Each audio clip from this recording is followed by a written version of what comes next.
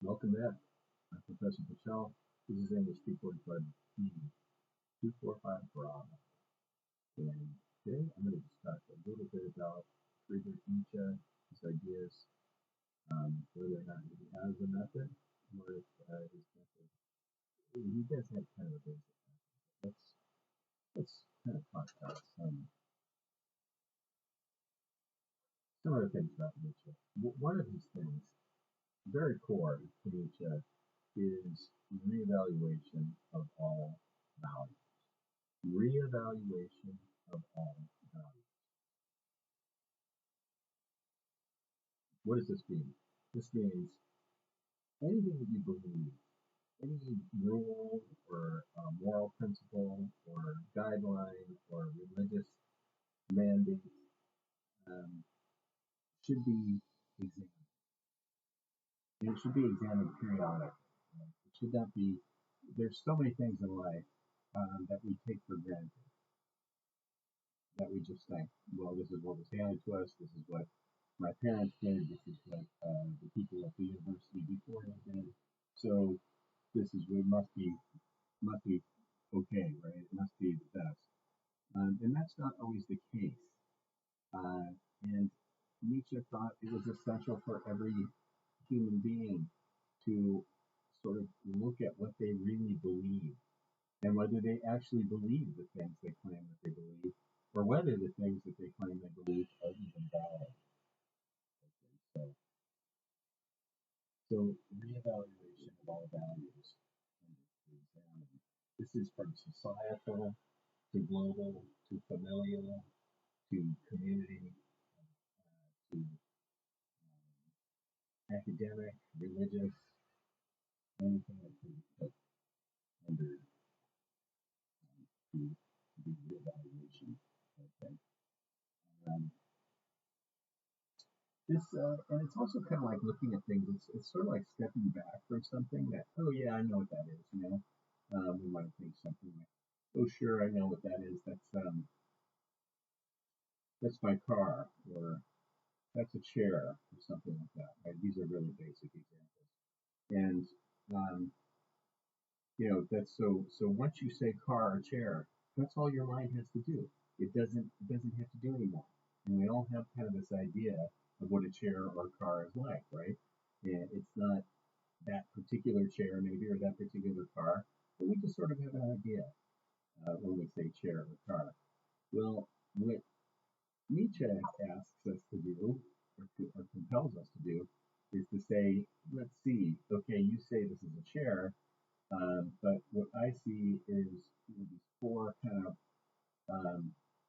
pole-like things, and where they end, there's a flat base, and then there's a couple more of those pole-like things coming up out of the back of the flat base, and then there's another flat base at a right angle to the flat base that is horizontal. There's a vertical flat base. And now, of course, um, we're obviously describing something that's like a chair, but when you do an exercise like this, you can learn things about the chair. Like, is there a better way to do it? Is there a better way um, than four legs? And we know that there are different types of chairs, right? But just kind of looking at it without taking it for granted. This philosophical concept of reevaluation of all values are also looking at things as if you're seeing them for the first time, as if they're something fresh and new, kind of carried over into some other philosophical movements. The Austrian German philosopher Edmund Husserl came up with the concept of the epoche, that is Epoche, with a little house over the E. Okay, epoche. And in epoche, you do kind of the same thing. You approach an object or an idea or something as if you don't know what it is. And what this does is it takes us away from kind of all the loaded baggage that we associate with the thing, and we see it kind of out of context, and then we can really take a closer look at it and its components, and seeing if it's really doing what we think it's doing, or if it's real at all, or if it's maybe even doing something negative to us, that we did not expect, and that's not easy to So, Husserl called it the epiche, and Bertolt Brecht, the European playwright, also had a term for this, for sort of distancing yourself from something to kind of see it in a new light and see it for what it really is. And I think his term was Verfremdungseffekt. Verfremdungseffekt. Anybody speak German out there? It really means something like distancing yourself from it. And for our purposes, when we're thinking about this in Nietzsche's terms, the reevaluation of all values, is this: you're distancing yourself from something that everybody knows and everybody says, oh, that's just a post office box or whatever, and you say, let me take a closer look at it. I think the post office box, especially, let's see, it's blue metal, has a dome-like top and a drawer that pulls out and opens that you can drop things into, but you can't get inside of it, and why not? Unless you're a mail carrier or a postal worker, right? So anyway, makes us step back. So that is one very clear tenet of Friedrich Nietzsche's thought, is the reevaluation of all values. And that is what he's going to be doing in Twilight of the Idols, which is the text that we are taking a look at for our world literature class, because the ideas in Twilight really have had ripple effects out on many other works. And Nietzsche and other writers, writing and thinkers at the time, they were part of what we call a zeitgeist. And if you don't know what zeitgeist is, it's a term from the German, but it's been adapted into other languages as a cognate. And it literally means something like spirit of the times, right? And around the time that Nietzsche was writing, there were other writers who were examining some of the same things in different ways, sort of like our very own Dostoevsky, who knows from Underground, is taking on some of these ideas about consciousness and language and um, awareness and reality and morality and ideas like that. Like, what is our responsibility to the world in some ways? Is maybe one way we could be approaching some of these topics here too. But back to Nietzsche, right? Nietzsche tells us this is, I feel like our class to aspire to this as well. And these are in a section in Twilight of the Idols called What the Germans Lack. And I think that it could easily be, in our time, be entitled, with some subtle changes, What the Americans Lack. Because what I'm going to read to you about higher education in Germany in the 1880s, it could very easily apply to us here in the United States, what we call America. Okay, let's see. So, the things that Nietzsche thinks that universities and colleges should teach are things like, well, he actually gives us a list, a very simple list. He tells us that we should be taught to see. Now that's kind of an interesting one, right? That students should be taught to see. And I think this has double meanings. It's something with Nietzsche, and he's a master of language. He's a philologist, is really what he is.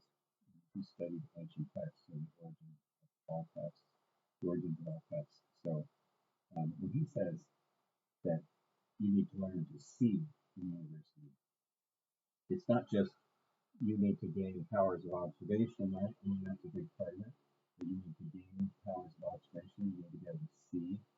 But if you notice in language how often we use the word see, S-E-E, for understand. Right? To say, don't you see? To explain something to somebody, to say, this is very dangerous. Don't you see? When we're really making a mental and intellectual point, we're not telling the person to actually see physical things. We're saying, don't you understand? Right? So, so not only to observe. So I'm going to take two out of this first thing that Nietzsche says universities should teach students to do, and that is to see, right? Which means not only to be a good observer, a critical observer, but also someone who has the ability to understand. So to see, he says he's going to give us three, but he actually sneaks in four, maybe even five. he says, so I'll just do them real quick. He says, you should learn to see, to think, to speak and write. Okay, and so there he slips in too under, I always say it's four. And then one of the last ones he talks about is withholding judgment. How often do we jump to conclusions instantly, especially in our, Instagram and Facebook and Snapchat and TikTok, how quickly we come to, oh, this is stupid, or this is really smart, or I hate that, or these people are evil, or oh, that guy's good, or I like what this person's saying. We don't think about it. We just act with it. We just react, right? We just react, and that is not always. Sometimes it's better to withhold judgment, right? In fact, when you're really examining something serious, you should withhold judgment until you have all of the facts, until you've looked at it from a variety of positions. Okay, so let's see here. I want to read to you from What the Germans Lack, and what I'm going to be reading is the last paragraph of section 5 in What the Germans Lack, and then following it with some of section 6. This is from Twilight of the Idols, What the Germans Lack. Oh, and by the way, just something about the Twilight of the Idols. The subtitle is How One Philosophizes with a Hammer. And you can imagine Nietzsche going around with some sledgehammer or some carpenter's hammer or something and just smashing all these idols, statues, right, and things like this. But it's really, he says that it's more like the hammer is like a tuning fork, and you tap the idol with it to see if it's that depth, if it's that solidity, if it's hollow or if it's solid. Right? You can tell that by tapping it with a tuning fork or a delicate hammer. So it's not like this sledgehammer where he's smashing idols. He's testing idols. And by idols, we don't just mean statues of Baphomet and Baal and such creatures like that. We are talking about, or Dagon, right? We're talking about idols, beliefs, ideas, systems, things that we don't even realize we're worshiping, right? And that's just so when he says philosophize with a hammer, he's going to tap on these things. He's sounding them. That's what he's saying. Yeah? He's sounding to see what kind of depth they have, whether they're hollow, whether they are solid. Okay, and that's that. So right now, I'm going to read you a little bit from What the Germans Lack, which is a section in Twilight of the Idols, and I'm going to read the last paragraph of section 5 from that, and then part of section 6. So listen closely, students. Oh, I used to love it when my teachers read to us in class. So you can sit around your computer now and listen to the show read. Okay. What the higher schools in Germany really achieve is a brutal training designed to prepare huge numbers of young men with as little loss of time as possible to become usable, abusable in government service. Higher education and huge numbers, that is a contradiction to start with. So Nietzsche is actually critical of, he thinks not everybody should get to go to college or university. Right? That this is something rare and noble, and it shouldn't just be squandered on the unwashed masses. I'm paraphrasing a little bit here. So let's get back to it, right?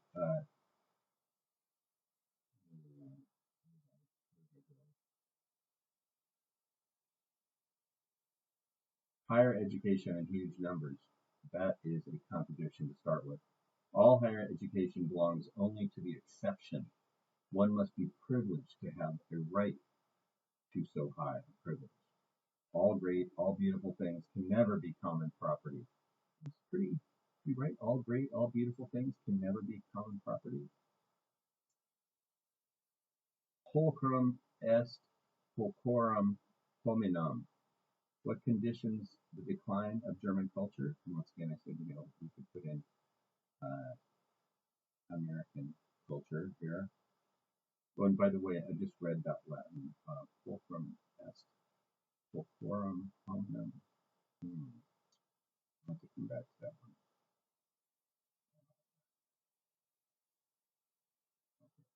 Hang on a second.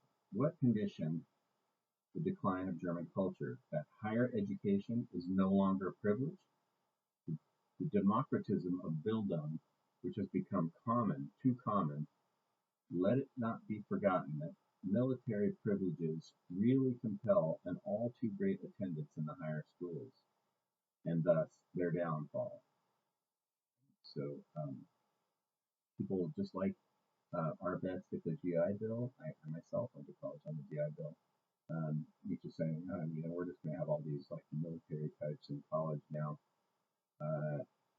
and this is going to kind of bring it down, right? That we're just flooding it with all these vets, which is Nietzsche has some really contradictory, something that we wonder where he gets these views from. He was also a failed cavalryman. You know his mustache, Nietzsche's mustache. That was a cavalryman's mustache. He wanted to be a horse riding soldier in the cavalry, but he was early on in an accident and was discharged medically.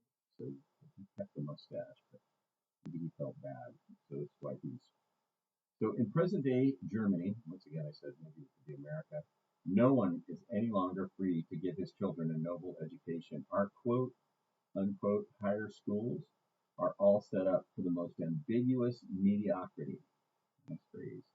Our higher schools of higher education are set up for the most ambiguous mediocrity, with their teachers, curricula, and teaching aims, and everywhere an indecent haste prevails. He's saying, we're just trying to rush these kids through college and get them out. And you know what, students? When I first became chair of the English division, we have to keep up on all the laws and regulations and stuff. And there is an Assembly Bill 928 that was passed. I think it was passed the year I became chair, 2023. And the whole thing is about speeding up the process of getting people through college. It's to cut the number of units, cut the number of classes they have to take, get them in and out, and get them into jobs. It really sounds like what we're reading right here in Nietzsche here. And really, when you're just cranking people through a system, like the goal is to get them out as fast as you possibly can, I guess, with an education, right? Really, what kind of quality can you count on there, right? And that's why I think he says an indecent haste, right? It's just like, this is not, it's insulting. And also, what's going to be the result? Ambiguous mediocrity. That's a good name for a punk rock album, right? We are the Killers, and our album is called Ambiguous Mediocrity. I don't know why I said the Killers. That's an excellent band. Okay, well, let's see. So, indecent haste prevails, as if something would be lost if the young man of 23 were not yet finished, quote unquote, or if he did not yet know the answer to the main question, which calling? I remember when I graduated my bachelor's degree, or when you're an undergrad. Everybody's question is, when you're an undergrad, everybody's question is, what's your major? Like, what's your major? Sometimes I think, do you have to declare a major when you're 18? It's just kind of, that's another thing. It's all about efficiency, right? It's not about what you, I guess you can change it later, but some people know what they want to do, not everybody. Okay, so, anyway, this calling, right? The main question, oh yes, and then when you graduate with your bachelor's degree, the question changes. Now it's, what are you going to do now? So what are you going to do? What are you going to do now? What are your plans, right? And it's just sort of like, I don't know, get a job, party, what are you going to do? Go join the Peace Corps? Who knows? But that question, it's sort of like asking young people, what's your calling? What are you going to do? And he says, people who have a calling don't even think about it. They just do it. They don't sit around and go, well, I think this is my calling. Let's write an essay on it. Okay. He says, which calling? A higher kind of human being, if I may say so, does not like callings precisely because he knows himself to be called. He has time, he takes time, he does not even think of finishing. At 31 is the same. At 30, one is, in the sense of my culture, a beginner, right? So even at 30, you're just starting to learn, right? I think that's really, really interesting. Um, a child, our overcrowded secondary schools, our overworked, stupefied secondary school teachers are a scandal. For one to defend such conditions as the professors at Heidelberg did recently, there may be perhaps causes, reasons there are none. All right, now I'm in section 6, but I'm just going to read a little more. I put forward at once, lest I break with my style, which is affirmative and deals with contradiction and criticism only as a means, only involuntarily, the three tasks for which educators are required. So first of all, I'm going to step back and compare. Notice, you know, I don't want to break with my style, which is affirmative. A lot of people say Nietzsche is super negative, oh, he's just bitter, he's resentful, he's negative. This is once again people who really don't know Nietzsche. I mean, Nietzsche did have some bitterness about some things in life, but also Nietzsche's got a sense of humor, and he's rightfully wants change in some areas, but I think it's interesting. He says, don't forget, my style is affirmative. It's affirmative. Okay. So he says, here's the three tasks that educators should instill in their students. Right? One must learn to see. One must learn to think. One must learn to speak and write. The goal in all three is a noble culture. Learning to see, accustoming the eye to calmness, to patience, to letting things come up to it, postponing judgment, very important, students, postponing judgment, learning to go around and grasp each individual case from all sides. That is so look, learning to go around and grasp each individual case from all sides. How many of us do that before we make a decision? We just watch a reel on Instagram and say, oh, I know what to do now, right? And I'm not talking just do a couple of web searches to really look into something. Okay, let's see. To go around and grasp each individual case from all sides. That is the first preliminary schooling for spirituality. Wild, huh? Not to react at once to a stimulus, but to gain control of all the inhibiting, excluding instincts. Learning to see, as I understand it, is almost what, unphilosophically speaking, is called a strong will. The essential feature is precisely not to will, to be able to dispense decision. All unspirituality, all bold commonness depend on the inability to resist a stimulus. All spirituality, all unspirituality, all vulgar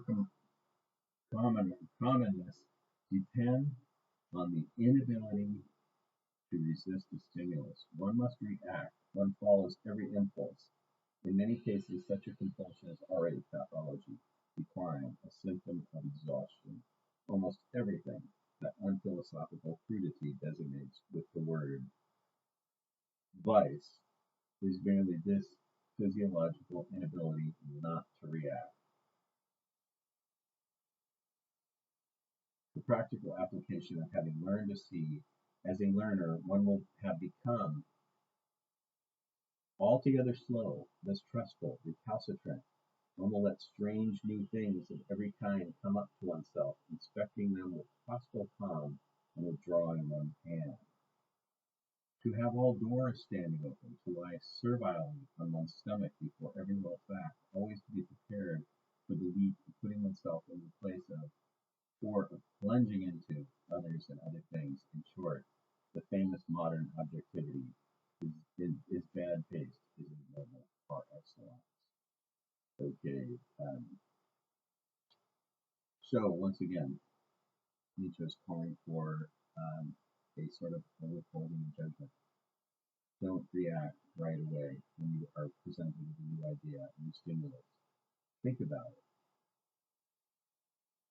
consider it, investigate it, reevaluate it, evaluate and reevaluate it, and see what you can find.